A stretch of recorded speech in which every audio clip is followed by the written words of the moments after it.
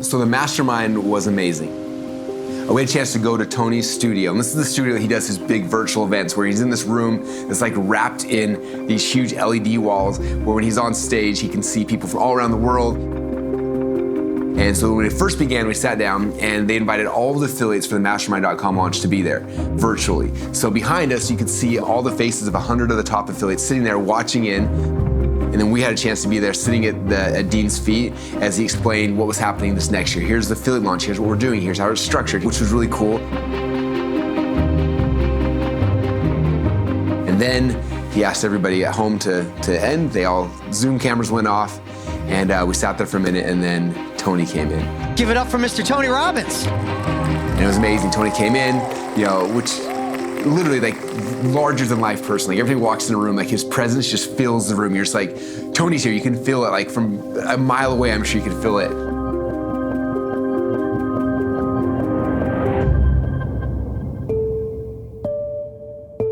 And then he had a chance to sit down, and basically everybody had a really unique opportunity. An opportunity that, you think about Tony. I mean, Tony has coached like the last 10 presidents of the United States. He coached Princess Diana. He coached Conor McGregor. He coached Andrew Agassi. Like all the best people in every industry, every sport, like Tony coached them and molded them and helped them to be more successful. And so he's sitting in this room with the dude who's coached all these people, and he's like, you can ask me any question you want, but you got one.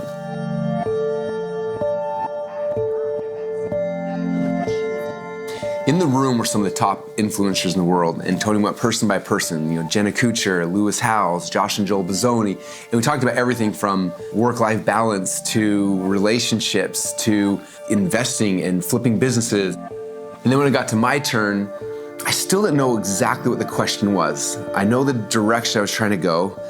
I know the end goal, but there was like this, it's like fuzzy in between. Have you ever felt that before as an entrepreneur, where you know you want to go, but you can't quite see the path to get there? And so I didn't know how to articulate into a question, so I tried to explain the direction and destination to Tony and get his feedback on it. And so that's what I did, and this is what he said.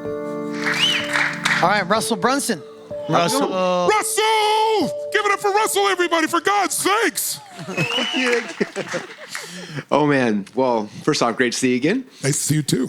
I've been struggling. I've been hiding from Jeremy for the last 3 weeks trying to give him my question, because anyway. I don't care. Just ask me whatever you want to ask. Yeah, so my problem is I don't know the right question. So I want to kind of paint the landscape, and I'm looking for a direction. So that's more than a question. But to get feedback from Fiji last time, so took your advice. I stepped down from being CEO of ClickFunnels. Become the chairman and hire a CEO? Yeah, and then literally one of the best decisions of my life. Like he's so glad for you. So much better than me at it, and I get to do what I want to do now, which has been the great. Context of that, so was, Russell's genius, and most of you know what he's done with ClickFunnels and how much he's built it, and he can probably sell that, or potentially at least, I don't know what it's like now, for a sizable sum, but then what the f*** is he gonna do? And he really enjoys it. He loves it. So I said to him, man, if you sell it too soon, even though it looks like that, you'd maybe sell a portion of it, but if I were you, I'd be the chairman, I'd have a CEO who operates it every day, and then be strategic and do what you love, and then if you want to sell a portion of it or more, you can do that strategically. But don't just do it because you got offers. Because then you're going to get $1 billion or $100 million, whatever number you're going to get between those two numbers, and you got to figure out what to do with your life. The goal is not to not work. The goal is to not have to work. I don't have to work a day in my life, but I work harder than I ever have, doing what I love. So that's not true for everybody, but he loves what he does.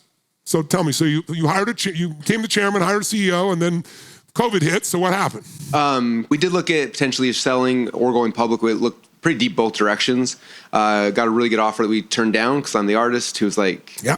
And then we kind of regrouped and we're like, well, what do we do then? Like, we've been doing this now 7 years. I feel like we've built not just built a business, but we built an industry. There's a whole thing around it. It's been pretty cool. One of the things that's come at me a lot is a lot of the people that we built up, that we trained, that we gave these careers to, are now coming and building software to compete with us and seeing the opportunity and coming at us. So that's happening, which is frustrating. But also, we built ClickFunnels 7 years ago. And so something that's not public outside of this room now is... It'll stay private. Yeah, we started building ClickFunnels 2.0 from the ground up, completely revamped, and we're going to be launching it at our Funnel Hacking Live event in a couple months. How exciting is that for you? Oh my gosh, you have no idea. Look at his face. Look at his face. Everybody look at his face. Now that face is not the face he'll have when he gets $100 million for his company, or a portion thereof, or $1 billion for his company. That face is an artist who's in his art. Yep. Look at him. Look at that big ass smile right there. I love seeing your face like Never that. That's awesome. It's fun. And so, but it's weird. It's frustrating for me because I'm in this like zone where I have to be quiet because I can't talk about it because like, Yeah.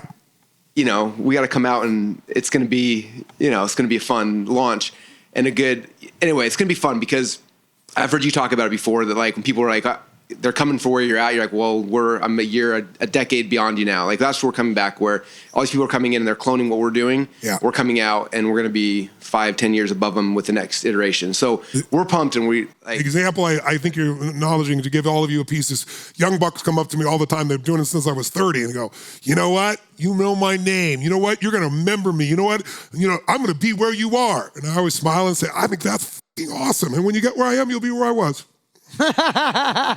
You think I'm going to stop growing? You dip. So you're having that joy. I see it in your face. He knows he's going to dwarf these people that have been just copying him. And I love that. And so I'm in this zone where we're kind of quiet, waiting for the big launch and preparing for it and everything. And part of this and the way we're redesigning the software and everything is also because when we first built it was for an industry that was new, that was developing.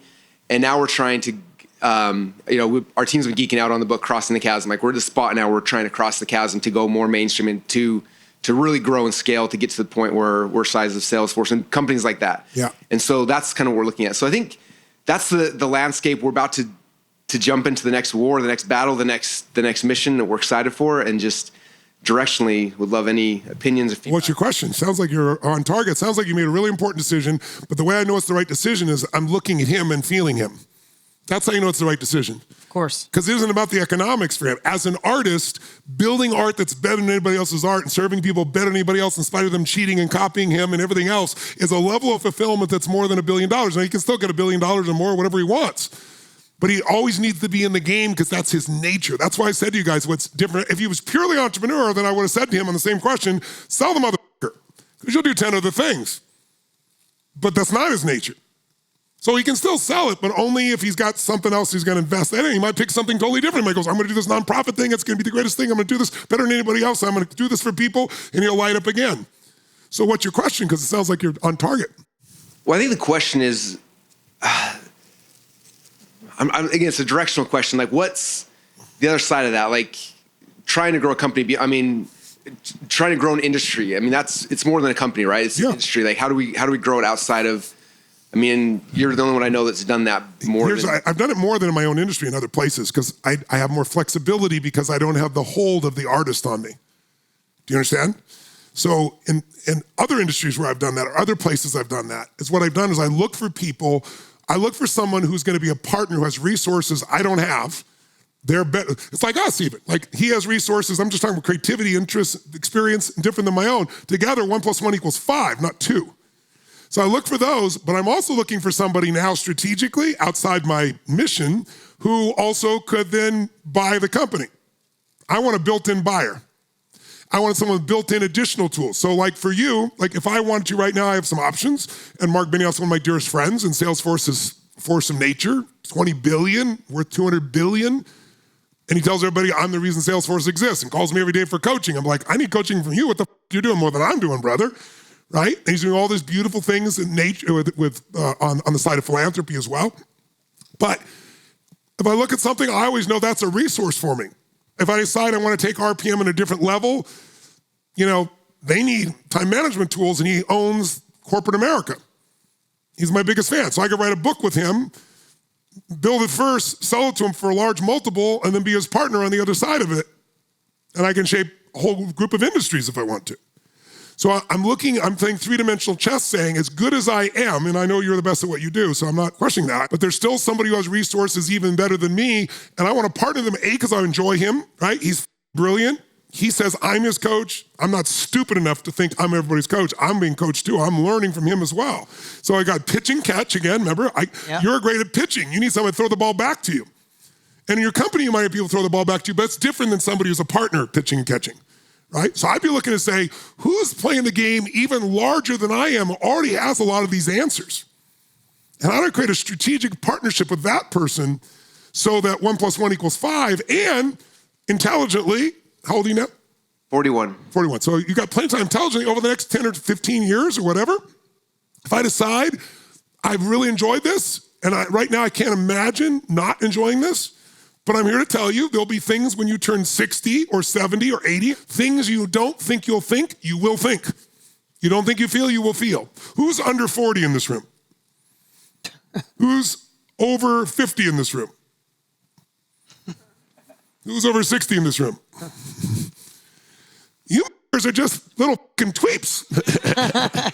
You're doing so well. You should be so proud of yourselves. But you're in the beginning of your business career. Your growth between 40 and 60 will be greater than you can imagine if you keep growing, and I know you will. But now's the time to start thinking strategically, because most of you have a promotion, let's be honest. You got companies that are doing $10 to $50 million. You're an exception to that in this room. That's a promotion. It's not much of a company. I know you should be proud of it. I'm not denigrating it. I've been there. I'm just saying there's a much bigger game available to you in the next 10 or 20 years because you've earned the right to be open to those things now. And you're creative enough and smart enough. But I hope you don't leave here saying, I'm just going to keep doing this, trying to net more out of this business, because you'll get bored with that by the time you're 50. You should be thinking right now strategically about the next 10 and 20 years. Strategically. Who do I want to be? What do I want to share? What do I want to create? And who do I want to share it with? And who might be a great partner? Because if there's anything I've learned is proximity is power, baby. You're around the right people and you're just around them, deals will come to you. Things will happen. You don't have to know the how. The how is what gets in the way of everybody. What and why? That's what you want to know. What's the target? What do I want? What do I really want? What's the result? Why do I want it? What are all the reasons why I want it? Then, okay, now who, then how? Because some of the who's will give you the house. Absolutely. So I think you're in a beautiful place. I love seeing you lit up. This is what I hope to see. I didn't know I was going to see today. When there was no question, I said, okay, well, no problem. I don't need to know the question. Whatever it is will show up. But it made me wonder. I know you didn't sell the company. I didn't know where it went. So I'm really thrilled to see you in this place. You deserve this. You're one of the most honest. When I talk about people in this industry, you two are the first two people I always talked about before Dean and I were even partners, going, these are the people that are real. There's so many people that just sell and there's no value. I'm angry by those people, and they hurt the industry. So let them go off and do it. They'll get theirs. Karma always comes. Instead, stay on your path. You're on the right path. You're a good man. You're a total giver. You're generous. You're smart as a whip. You understand your industry. You're incredibly humble. And you created a tiger that you got by the tail. Ride that tiger. Ride that tiger into the next decade and figure out now what that might look like, even if you don't know for sure, and more importantly, who would have those resources that you should get in proximity with on a regular basis, and something will happen. You know, to back that up, a couple things Tony said is it's true. When you talked about, you and I spend a lot of time, we talk a lot, been around each other a lot. I've never seen you light up over $500 million like you light up talking about the next iteration. 2.0. Look at that. Look at his face right now. It's going to be amazing. That's the first thing. And what Tony said about being stretched is that's my benefit of being partners with this guy. When there's certain things that I do, there's certain things that got us here, right? And it can get us to where we want to go. But Tony will come along and say one sentence without realizing it. And I'll spend an hour after our phone call that he didn't even know he said it, just because we're in proximity. He's got 10 years on me, and that one sentence has me disturbed for 2 days, and I'll shift everything over it, and he doesn't even realize he said it. And vice versa, by the way. It's not a one-way street. And we get that benefit, but the proximity allows me to do that, allows me to think. I mean, even certain things. I used to look at things in like $10 million chunks, and now I look at it in $50 or $100 million chunks because of our relationship and seeing what he's done. So I'm glad he admires the things I do, but the benefit I have of this partnership is magical, what he's saying. And I think it's more beneficial. What he just said to you is probably more beneficial than anything you can think of, because your best thinking got you there. Your creativity and your art will take you there. But there's an exponential growth path by partnering or surrounding yourself with a person that could be your Mark Benioff or your Tony like he is to me. And that proximity, which sounds so simple as a principle, that is a $1 billion principle to your life if you apply it. Meaning you have to consciously, consistently put yourself in places where people are playing the game bigger than you, and put your ego on the shelf, because you won't grow otherwise. So all you have to decide is, where do I want to go and who do I want to do it with?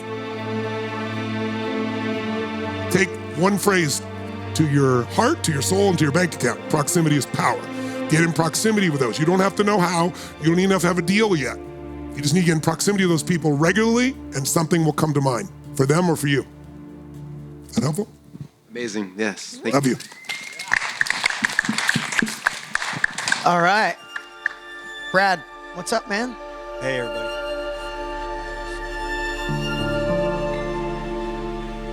As I heard Tony talk about that, I started thinking about when we first launched ClickFunnels. That was a principle we used for so long.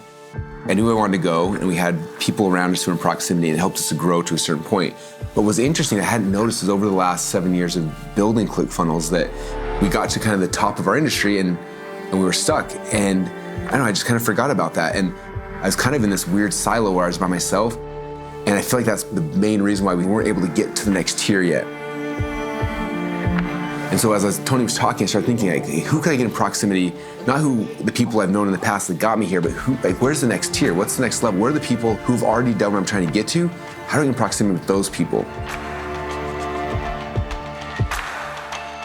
The next piece of it was, in the past, I ran an Inner Circle, which was a coaching program where I was around entrepreneurs, where I could pitch, and I could catch, and I could share ideas, and I shut it down 2 years prior, and I was like, I need more people around me to be able to share these ideas and to try to one-up each other and try to help expand our visions to see where we're trying to go. And so the second half of that is I decided to reopen my Inner Circle so I could be in proximity with other entrepreneurs.